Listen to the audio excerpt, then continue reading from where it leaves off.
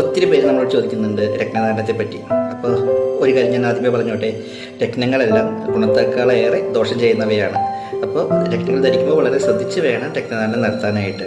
തോന്നിയ മാതിരിയൊന്നും നമ്മൾ രത്നങ്ങൾ വാങ്ങി ധരിക്കരുത്. ഓരോ ഗ്രഹങ്ങൾക്കും ഓരോ രത്നങ്ങൾ പറയുന്നുണ്ട്, അതിൻ്റെ ഫലങ്ങൾ പറയുന്നുണ്ട്. നമ്മുടെ ജാതകം വളരെ വ്യക്തമായി വിശകലനം ചെയ്തിട്ടാണ് നമ്മുടെ ജാതകത്തിലെ ഗ്രഹങ്ങളുടെ ബലാബലം അനുസരിച്ച് വേണം രത്നങ്ങൾ ധരിക്കാനായിട്ട്. സൂര്യന് പറയുന്നത് റൂബിയാണ്, മാണിക്യം. അതുപോലെ ചന്ദ്രന് മുത്ത്, പേളെന്ന് പറയും. ചൊവ്വയ്ക്ക് പവിഴം, ബുധന് എംറാൾഡ്, മരതകം. വ്യാഴത്തിന് മഞ്ഞപ്പുഷിരകം, യെല്ലോ സഫയർ. ശുക്രന് ഡയമണ്ട്, വജ്രം. ശനിക്ക് ബ്ലൂ സഫയർ, അതായത് ഇന്ദ്രനീലം. രാഹുവിന് ഗോമേതകം, കേതുവിന് വൈഡൂര്യം, കാറ്റ്സൈ. ഇങ്ങനെയാണ് രത്നങ്ങൾ നമ്മൾ വരുന്നത്.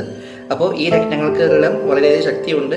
അത് ധരിക്കണമെങ്കിൽ നമ്മുടെ ജാതകം നന്നായി വിശകലനം ചെയ്തതിന് ശേഷം മാത്രം രത്ന